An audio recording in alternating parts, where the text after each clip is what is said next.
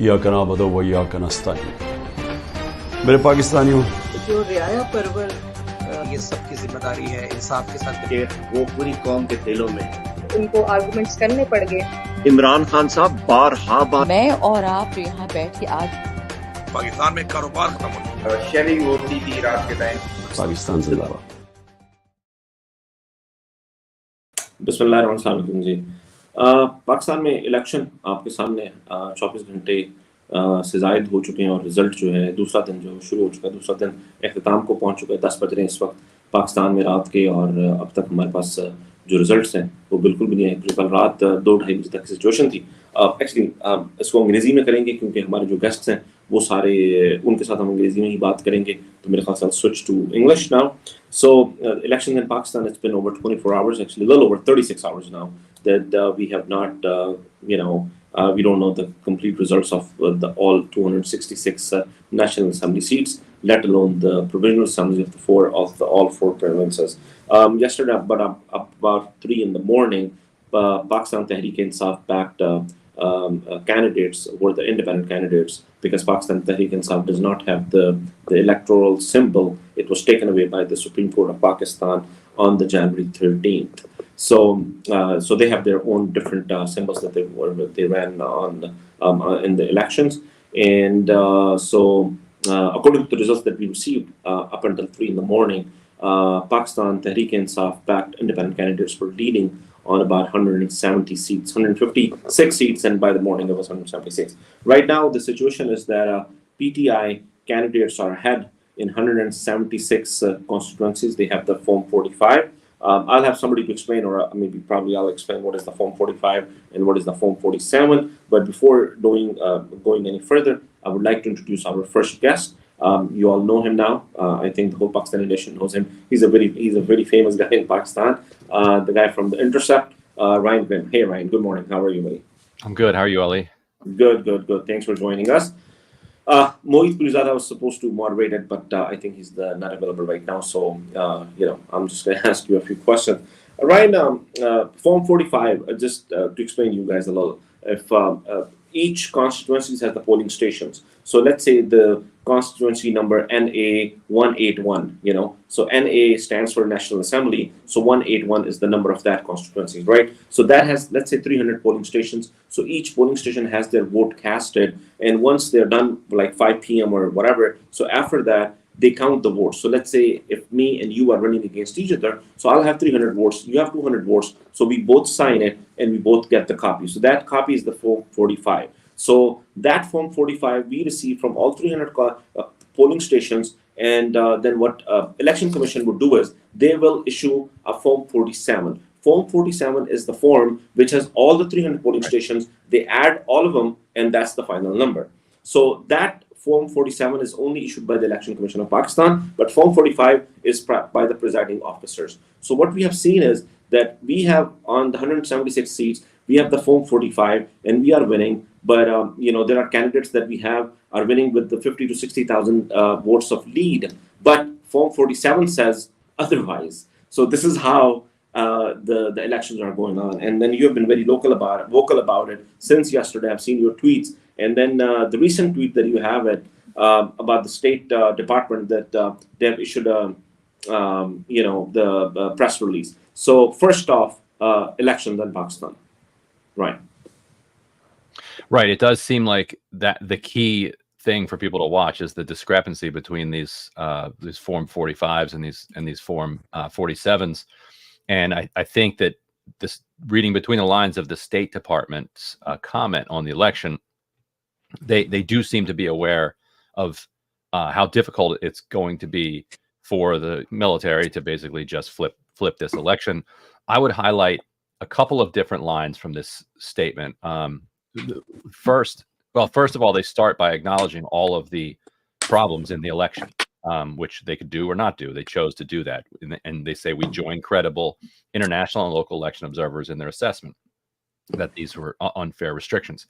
But then later they say claims of interference or fraud should be fully investigated.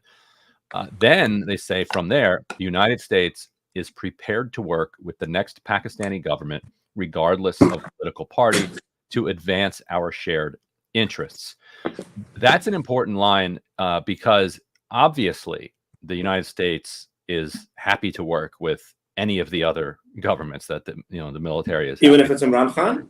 Well, no, that part was not obvious before this. But the reason that this line is interesting, they didn't have to say that they are prepared to work with Nawaz Sharif. Like everyone already knows that they are happy to work with Nawaz Sharif. Like that is obvious. And when they say we are prepared to work, when you're prepared to work with someone, that generally means it's not your first choice, but you're ready for it and you will do it if you have to. In other words, it's not saying the United States is excited to work with the next Pakistani government. If it was Nawaz Sharif that they expected to win, you could imagine, we very much look forward to working with the next government. For them to say that the United States is prepared to work with the next Pakistani government, regardless of political party, is a shift in rhetoric from them, and I think suggests underneath a deeper shift going on. The line where they say, "We now look forward to timely, complete results that reflect the will of the Pakistani people." That is also a deliberate choice.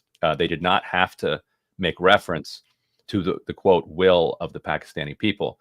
To make reference to the will of the Pakistani people amid news reports that there is a surge of support for PTI is an acknowledgement, and it is a nudge toward the military to make sure that the will of the Pakistani people is acknowledged. Well, see, the thing is that this should be the last one because I have to jump off to another interview. Okay, already. Just one more apologies. question. I'm gonna let you go because I think we have like 2 more minutes.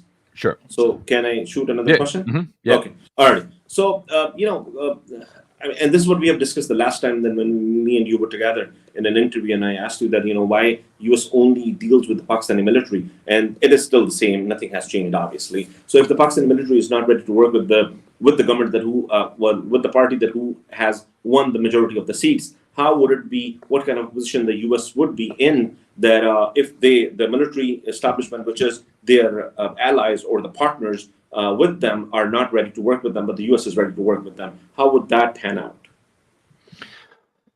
Well, it means that the army has a decision to make. Does it want to concede defeat and share party and try to maintain then a cordial and diplomatic relationship, with the United States, or does it want to, just effectively pull off what will have to eventually probably become, military dictatorship? Because, you can suppress this for a short amount of time and maybe even in the medium term, but over the long term, the Pakistani people have made clear here that there is a tide of support for change. That's not going to be held back indefinitely through the ballot box. That maybe you could hold it back, through brutal repression and military dictatorship. That would, though, bring, that could risk sanctions, that could risk international isolation, and so I think the Pakistani military is going to have to decide, how far they want to push it. Okay, already good to go. And thank you very much. Before we let you go, that you always raise the questions when you are there in the State Department about Pakistan. So thanks a lot. And the human rights. Thank you, Ryan. Thank you. So this was Ryan Grimm with us, and he had to go, so he was just there for a little bit with us. But our next guest, so I'm gonna probably try to get everybody together on the screen so that we can ask the question to each other, and we can ask the questions to each other. So probably turn this into a discussion instead of an interview. My first guest, who I'm going to add, is Jeffrey Sachs. Jeff, thank you for joining us. I really appreciate it. You have been very vocal about the human rights in Pakistan, and also you have been writing about the regime change in Pakistan backed by the US. So now that we understand, and you understand obviously more, that after yesterday's and until whatever the circus is happening in the country, people are blaming the U.S. Pretty much that this is because of the U.S. If it had happened in Venezuela, Cuba, Iran, or any other country, probably U.S. would have been like, probably they would have declared the war by now to save the democracy. First, let me say Imran Khan is the favorite and extraordinary politician of Pakistan, and he has the broad popular support of the people of Pakistan. This is clear, and in my experience dealing with him, he's a really remarkable person. So I very much admire him. Clearly, the United States usually does not admire strong, independent-minded people. The United States wants subservience, and it's pretty clear. And Ryan Grimm was a key reporter on this. We should add that the U.S. helped to bring down Imran Khan because Imran Khan was saying from the start of the Russian special military operation, make peace at the negotiating table.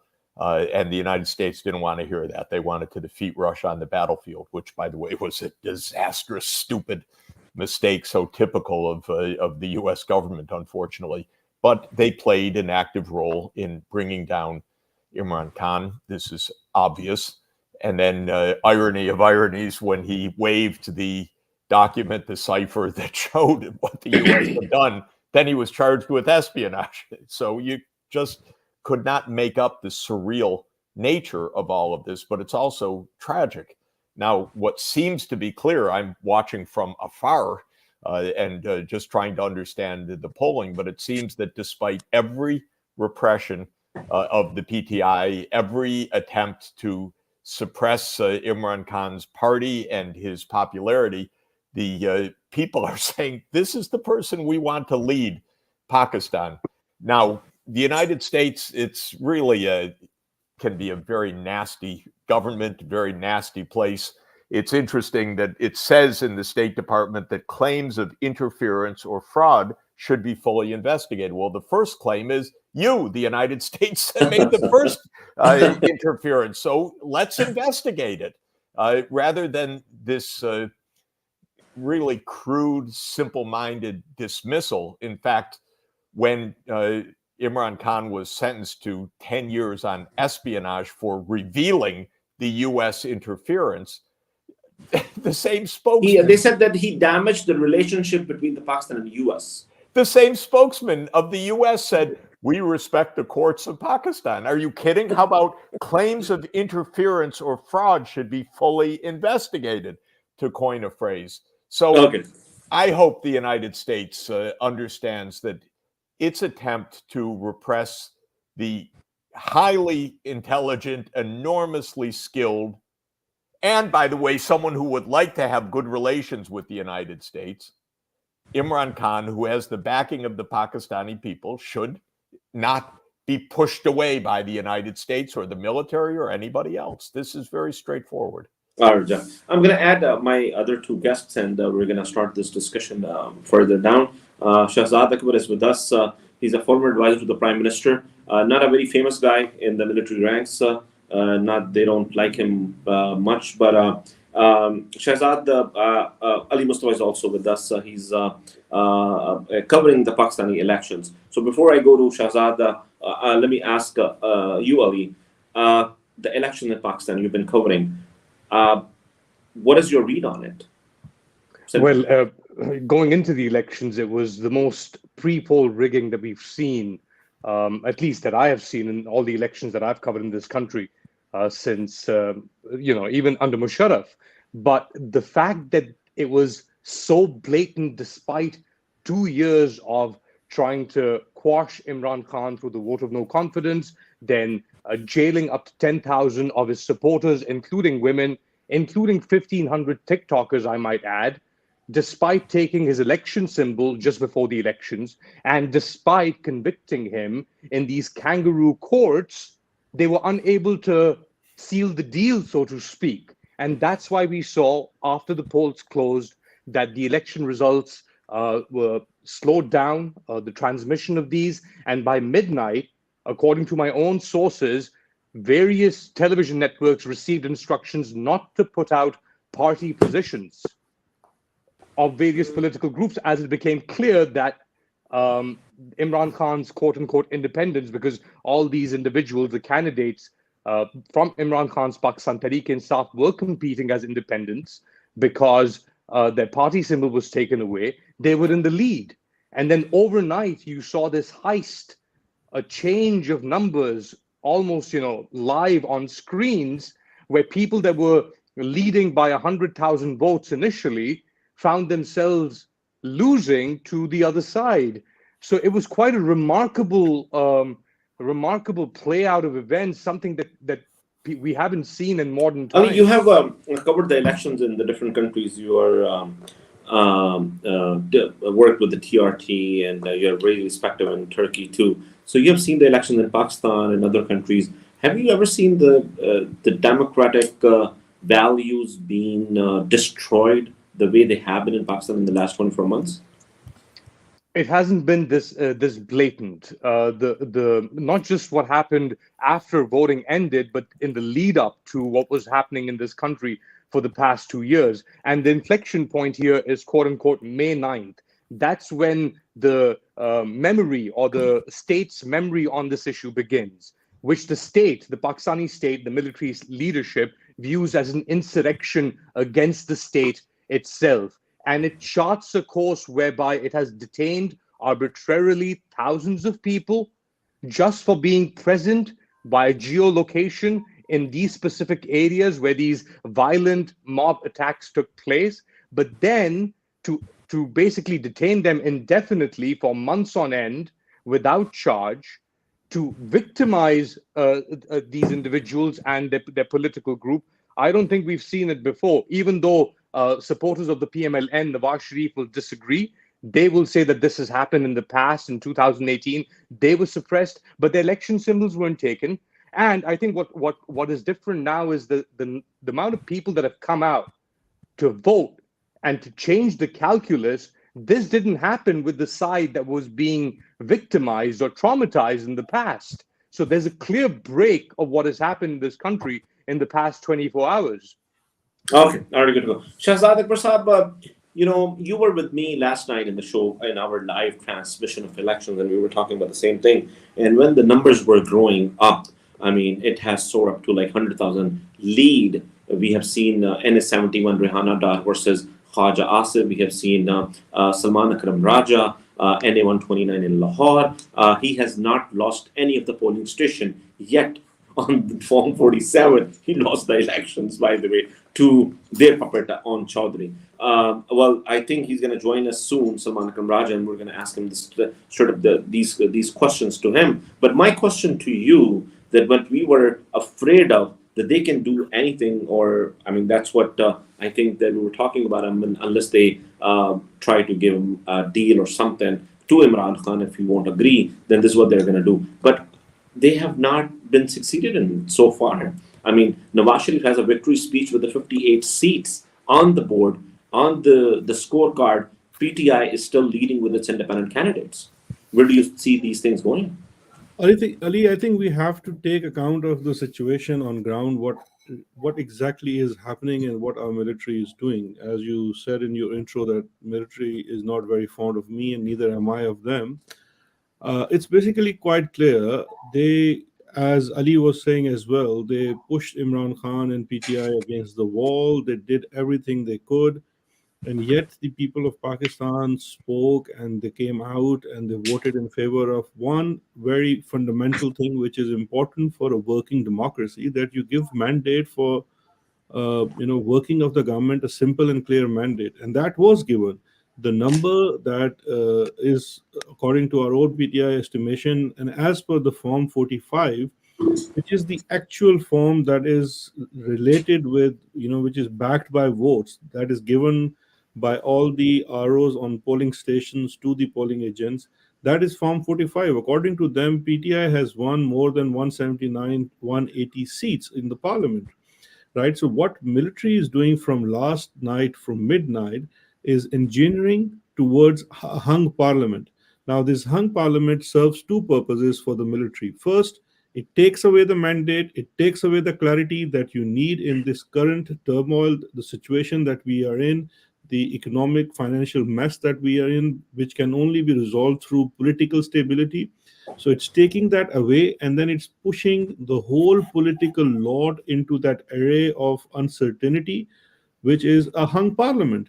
Now, Nawaz Sharif has been made to make a speech, a victory speech with the least numbers. He's standing there with straight face and saying that PMLN has emerged as the leading party, which is not true. I mean, which is not true at all.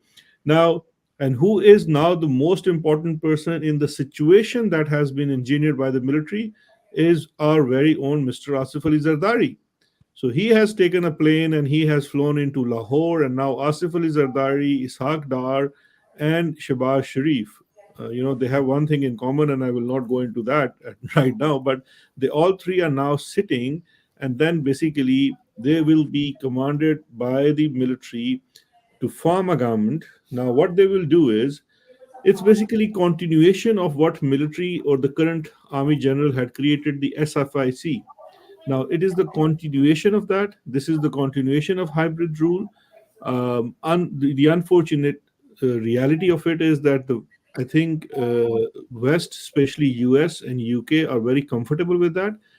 And they're very comfortable with that because rather than dealing with bickering politicians where they might be on equal footing when they're negotiating anything with Pakistan, they just have to deal with the military. So this situation is just the continuation of what was existing before. This is the same PDM. It's the remaking of that.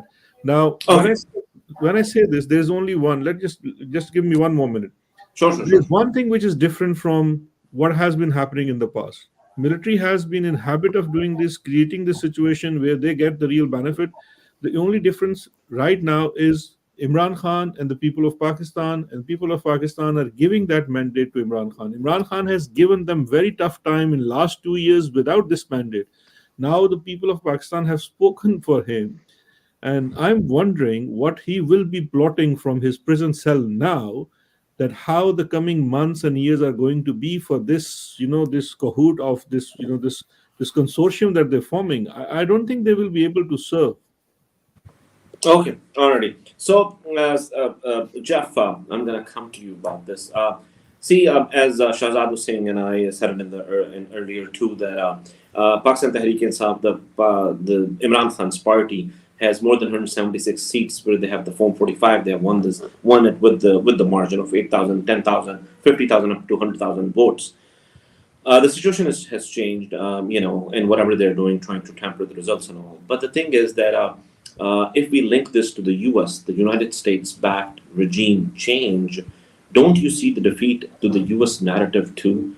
And because of the fact that the US, wherever they have changed regime, the things were pretty smooth after that, after a year or two or so. But it's not happening in this country because the voter and supporter is with Imran Khan. That's one. Secondly, add into that, how do you see that this will affect the elections that's going to happen in November in the United States for the Democratic Party? Would they back off from their stance onto this, or would they keep backing up, the military, whoever, or not Imran Khan and anybody else? Well, the bad news is the U.S. capacity to make chaos and destruction has almost no limit. So it is not the case that most regime change operations lead to some kind of outcome that the U.S. That serves even U.S. interests. The U.S. generally makes a mess of things, and it's a most incompetent government, by the way, throughout modern times. So here we have a clear, stunning result of this election, that Imran Khan is clearly has the backing of the people of Pakistan overwhelmingly, despite every single obstacle. One has to hope that there is some reflection in the United States and in the Pakistani military that a weak, divided, and unstable Pakistan is so far from Pakistan's interest and the U.S. interest that somebody, some grown-up in the U.S. and in Pakistan understands that you don't completely subvert the will of the people, especially at a time of economic crisis and geopolitical tension. This is the time when Pakistan needs a strong, clear leader for Pakistan's own good, for the military, for the United States security. So the people of Pakistan understands this, obviously, but probably not the people who thinks that they can make all the decisions. They don't. You know, it's again, I have to emphasize, I live in a country with a government so incompetent. It's in wars everywhere. It creates instability everywhere. But there must be, I'm still waiting, but there must be a few grown-ups. Actually, the head of our CIA was once upon a time a leading diplomat. He is a smart guy, by the way. The agency, my God, that's something different. But this is a time for people to reflect. We need stability in Pakistan. There's a big economic crisis. There's a regional crisis. There's a global crisis. To deliberately foment instability and internal discord inside Pakistan, either by the military or by the U.S. security state, is so mind-bogglingly mistaken. So I would hope that today people would read the real election results, not the ones being reported, but the real election results, and understand there is an overwhelming mandate that could produce a stable, intelligent, capable government that could actually address real challenges that Pakistan faces. That's the message today. That's the hopeful part of the message. Whether they figure it out in Washington, it's hard, but we're going to try. All right. Now, I'm going to take what you said, Jeff, to Ali. And Ali, as he said about the elections in the in Pakistan right now. Well, I want to ask a question. If I can ask a question from Jeffrey Sachs. Sure. What if Trump comes to power in November? That was my first. That we've got a lot of time between now and November, I know, and a lot of things can play out. But if Trump comes to power, his relationship with the Pakistanis was different, wasn't it? What happens? I have to tell you, when Trump comes to power, we have no idea what's going to happen next, because he's not exactly a stable, predictable character. Biden is clearly in a phase of senility, by the way. It's absolutely alarming. The breakdown in front of our eyes means that we don't really have a functioning government right now that is in capacity. So there's a real problem that is a pretty significant one in general. But Trump, I can only tell you he is an unstable personality. So you can't expect predictability. It's different from the party in power now, which is the security state, pretty firmly in power. And this is the part of our political structure that overthrows governments, that does regime change, that goes to war, that boosts the military and so forth. That is the Bush, Obama, Clinton, and Biden side of our politics. So this is the security state in power. Trump means everything is thrown up in the air and it becomes quite complicated, but it becomes very hard to predict as well. I just want to add an adage here very quickly. Jeffrey Sachs and I met 5 or 6 years ago in Turkey, in Istanbul, where I lived for about 8.5, 9 years. And I was there on the night of the coup in Turkey on July 15, 2016. And how that played out, what the American reaction was, and what the Russians, how Putin responded to that whole situation. You have I wouldn't say a similar dynamic play out in Pakistan, but you've got a lot of volatility. On one end in Turkey, you've got a huge economic crisis now. Turkey is firmly in the Western camp, once again, post-Ukraine. They've allowed Sweden into NATO. On the other end, you've got Israel and Gaza, which is quite heated up. And that affects a lot of other countries in Lebanon, for example. And on this end, you've got Iran, you've got the Strait of Hormuz, the activity there, and you've got Pakistan. So when you talk about a security state or a security dynamic play out in West to South Asia, I think it's a very interesting time for the Pakistani security state as well, right, Jeffrey? Well, I think it's the time for a leader that has public backing to be able to take measures in Pakistan's national interest rather than internal disarray within the country. That's what I hope they can figure out in Washington, that to have division, repression of the vote, this farce and tragedy with Imran in how many decades of imprisonment at this point, that this serves no purpose at all for anybody, not U.S. interests, certainly, not Pakistan's interests. And we are at a time when you need actually effective leadership. For Pakistan to be adrift or divided right now with all that's going on in the world is really a big risk. And because of the financial fragility, it's an added cascading risk. So I'm hoping that the U.S. wakes up to a basic reality that the popular will in this case is absolutely the U.S. interest as well as Pakistan's interest. No, Ali, I mean, you asked a question and you had a comparison with the Pakistan situation with the Turkey when in July 2016.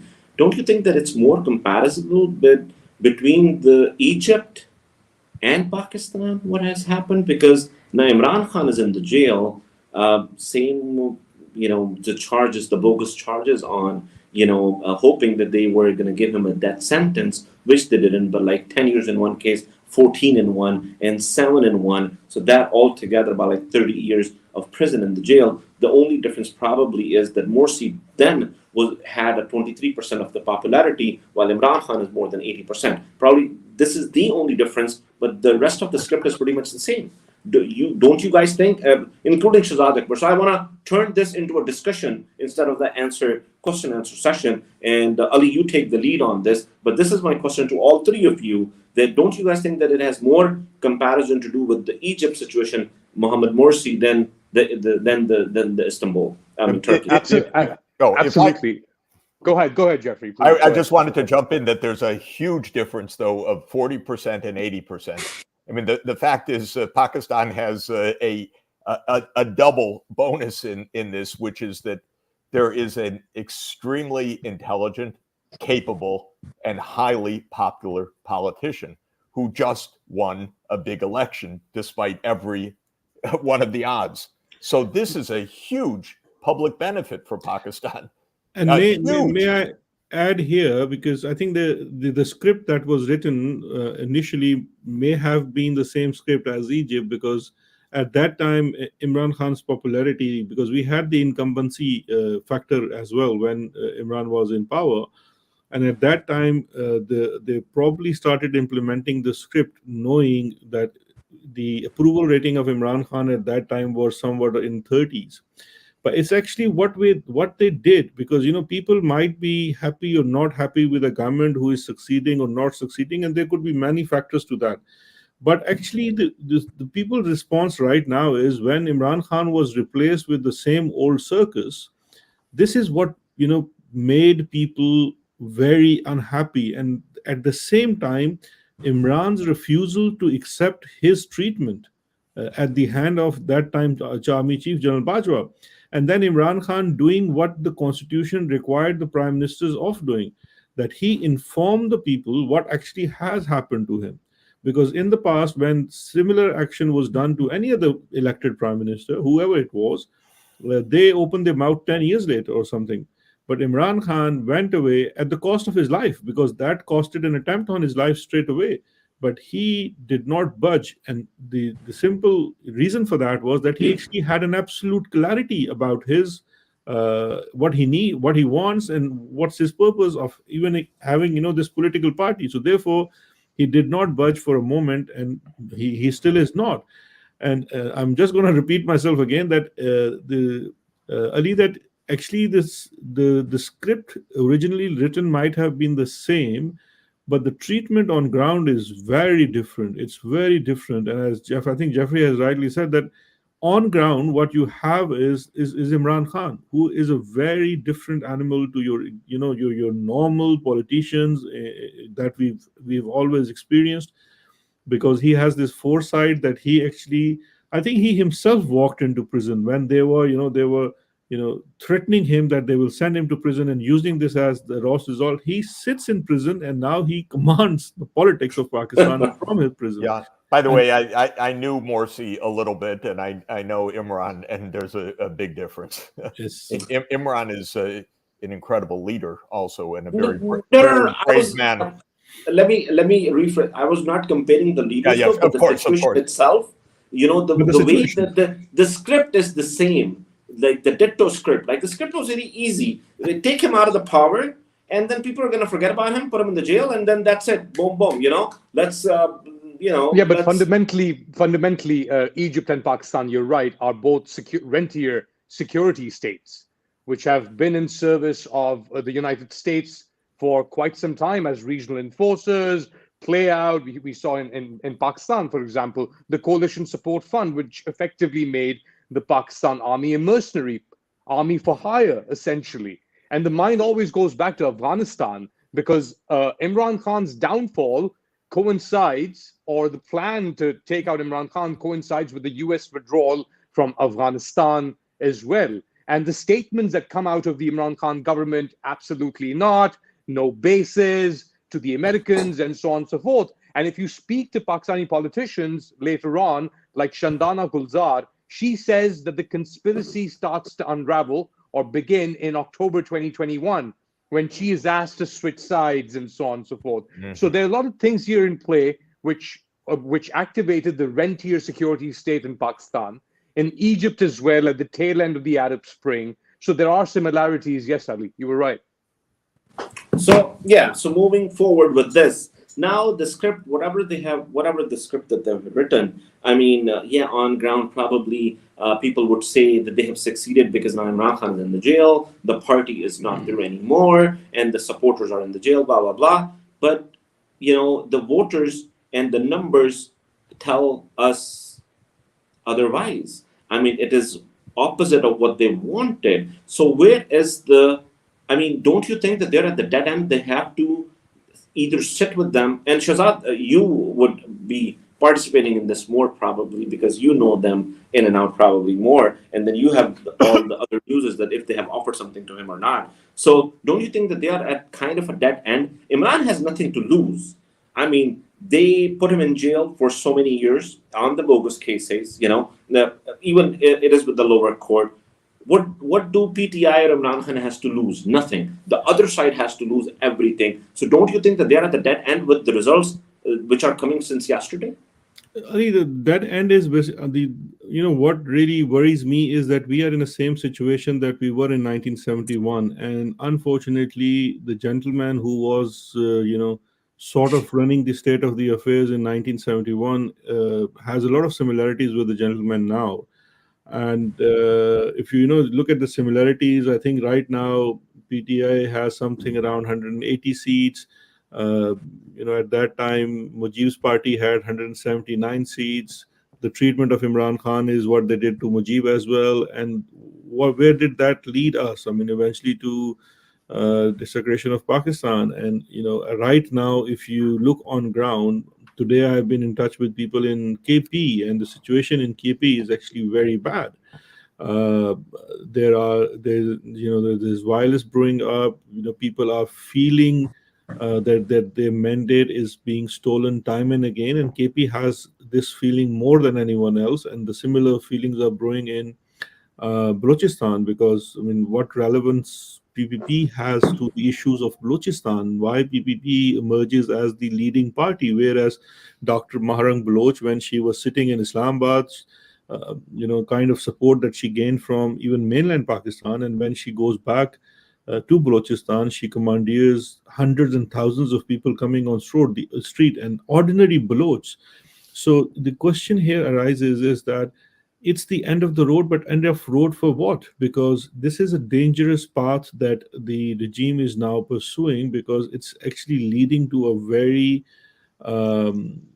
it's leading to somewhere where we don't know what will happen next. And a failed country, a failed Pakistan with 250 million population is in no one's favor. No one can really afford that. The institution, the army, they really have to now have this sort of a thinking inside that this one man's rule has to be now reconsidered. Yes, it's important for discipline, but is it that important when it is at the cost of your own country? I mean, Imran Khan is right now in very comfortable situation because you know what, politically speaking, and having been in the government in a key position for 3.5 years, I can tell you right now, no politician in this saner mind would like to touch the seat of prime ministership, because right now you are in a political economic mess. No one is ready to listen to the other side. You have a very unwilling military to work with a real politician, a real leader. So in these circumstances, do you think Nawaz Sharif or Asif Ali Zardari or even Shehbaz Sharif, who is very compliant to military's wishes and commands, will be able to deliver anything? I think the only thing he will be able to hand out is, some used laptops. That's it. Nothing more than that. So, so this is a situation where, I mean, Imran Khan, I can predict the time now in few months that these people will be going to Adiala Imran's cell and begging him, because he's the only factor now that unites Pakistan. He has that compassion for the people of Pakistan from all corners. He in himself is a whole Pakistan, coming from, on one side of his family being a Pashtun, and, being born and brought up in Punjabi, being part Punjabi, and having that feeling and compassion, and a person who has had his concern with all such issues in Pakistan from the beginning of his politics. What's happening in Balochistan, what's happening with missing persons, the drone strikes in Pakistan, the military, the military attacks, the military operations in the tribal areas. And people in the periphery also believe and trust in Pakistan, and he is only person who now unites Pakistan. And what the military leadership is doing is actually dividing Pakistan. So Okay, I'm gonna go in towards the wrap up Shahzad, because Ali has to go and Jeffrey probably also has a limited. Yeah, Jeffrey. I just wanted to ask Shahzad, which I think with your impeccable description and logic, could the military understand that this is actually the time for a This is our question. stable Yes. government? And Jeff, I have a very simple and clear answer for that.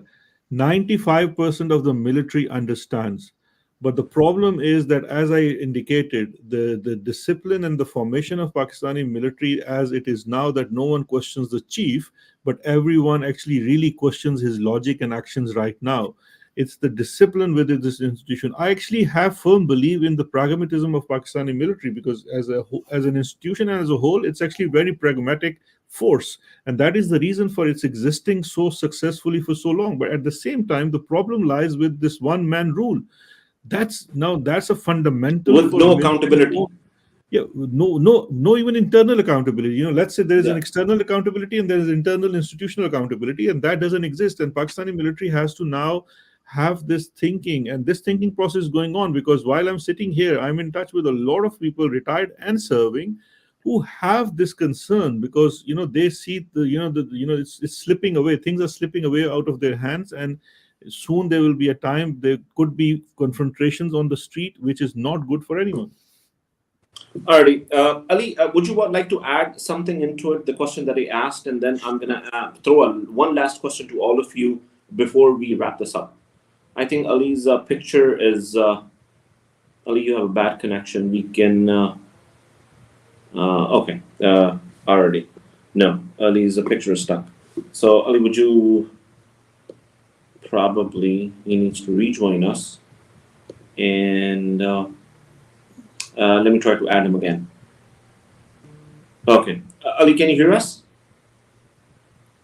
Because we cannot see you. Anyways, all right, Jeff. Let me ask you this: how can we? I mean, you're in the U.S., so I would ask you that people in Pakistan or the international journalist or whoever, how can we convince the U.S. that it is not a good idea to support a party which is not backed by the people of Pakistan? It is not in the interest of the U.S. either, let alone in the interest of Pakistan. I mean, when a large number of population is with a certain party, and supposedly and well, not supposedly, in fact, you are against that regime and you're supporting the regime opposite to it. And the difference is not 40% and 43%. The difference right now, the popularity is one is more than 80% and the other is losing their own seats. So how can we convince the US that it is against the interest of the US also, and for the upcoming government, whoever forms the government in November? I think the most important thing is a very clear recitation of what has just happened, a very clear and quantitative one-page statement that Imran Khan won this election overwhelmingly. Now, what are the implications?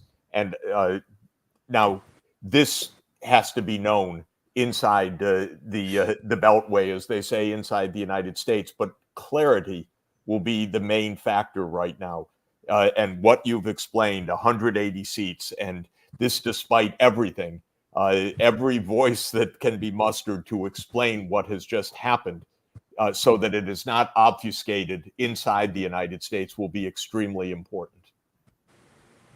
Yes, Shahzad. Sorry, I was distracted by my.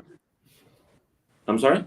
No, sorry, I was saying distracted by my daughter who just walked inside. Okay, sorry. No. I was asking that how do we convince the US or the Western powers in general, like US is like the biggest, and then the country that you are in right now, England, and all these other Western powers, how can we convince them, look, it is not in your interest either? I mean, actually, as a matter of fact, you said it last night, Shahzad, that this is not, even the India doesn't want unstable Pakistan. India no one wants unstable it. The problem, and I've written about it as well, that the problem with the West or any external factor, I mean, we have to put our house in order. They just want to deal with Pakistan. They just want to know who's in charge. The problem is when the West, it's not their fault. I mean, when US or UK or any other country deals with Pakistani politicians, then the military is saying something else, because military is always telling them this is, the real shop is set here. And now with this prolonged thing, I think the West is fed up as well. And then there is this security dynamic, and then there's continuous reliance of various Western countries, I mean, especially UK over Pakistani intelligence. I have argued here very openly that UK actually has become a client state of ISI, because whatever intelligence ISI feeds the US intelligence, UK intelligence, they really believe on it, and they don't even have a choice because they don't have any other, there's no one else giving them that. So they don't have a foreign policy. I mean, what they do is they just copy paste whatever the US says in a way, whatever, like, when it's the evening in the US, it's the nighttime in England. So when they wake up in the morning, they just copy paste it. So they don't have, since the Winston Churchill, I mean, not recently, since the Winston Churchill, if you really look at it, like, the UK, they don't really have a foreign policy. No, UK actually has a foreign policy element to Pakistan, because UK's foreign knowledge. No, overall I'm talking about. No, yes, vis-a-vis Pakistan and ISI connection, it's basically because UK has a very large Pakistani community, Pakistani descent community, and UK has serious concerns with, extremist issues, and for that they need a continuous intelligence line from the ISI. And this is something that ISI knows, and it actually uses it for its own purpose quite well. UK Foreign Office, even publicly has admitted that how ISI's intelligence has helped them foil many terrorism plans. And I also question that, saying that how do you know that actually it helped them foil, and they're not the one who are the creator of that, and then they help you sort it out. So there are many issues relating to security, although the real core values of FCDO's foreign policies are not terrorism. It's actually something else. It's promotion of democracy. Pakistan is following the Westminster parliamentary democracy and promotion of that, which I think we hardly pay any attention to. However, I have a news for you. I was very pleasantly surprised because Cameron Munter has not Cameron, James Cameron has just the foreign policy. He has issued a statement which is actually much more clearer than US and EU, because it has shown its serious concerns over the fairness of the election as well. Because when I look at the EU statement, it talks more about women not being able to participate and minorities. UK has been a bit more specific, but that's actually driven by the Pakistani community in UK. Okay, I'm just going to wrap this up. Jeff, thank you so much for joining us. Shazad, thank you so much. I think Ali got disconnected. But before I let you guys go, Jeff, one question. And one of your videos went very viral, I mean, about Imran Khan, and then you were talking about Imran Khan, and me as a supporter and a voter of Imran Khan, and so is Shazad, actually. So we would love to hear it from you. How do you see Imran Khan different than all the other politicians in Pakistan and probably the rest of the world? Do you see him any different? Yes, I do. I meet world leaders all the time, and he is an extraordinary figure. And from the first time I met him until now, I have always found him to be extraordinary, incredibly personable, incredibly intelligent, incredibly honest. I am a huge fan, a huge admirer. Alrighty, so we would welcome you to Pakistan once he is in the office again, and which is going to happen very soon. When Ali, when you and me are also allowed to go back. Yeah, well, when we are allowed to go back, we are not. Not right now. We are the persona non grata for a long time. So once we are, then sure, then we would just allow you to come over there. And thank you so much for your time, guys. And we really hope that the better sense will prevail, and then to the US side and the military side, because the connection between the two is very important, because they take their feedback from here and them from with each other, and they think that they can only deal with the military establishment. They don't have to deal with the elected prime minister, which itself is a denial of a democracy, which are the core values of the US, if they are the core values of the US, because it seems like this is they're way off the radar this time. So we hope that the results that showing right now with the Pakistan Tehreek-e-Insaf backing candidates, the independent, they're going to win it, and they will not hamper these elections anymore. And one more announcement that I have to make: we're going to start another show in about 30 minutes, and we have a very big announcement to make. So you guys will be surprised in about 32 minutes. Thank you for joining us. Thank you, guys. Good night. Thanks. Bye.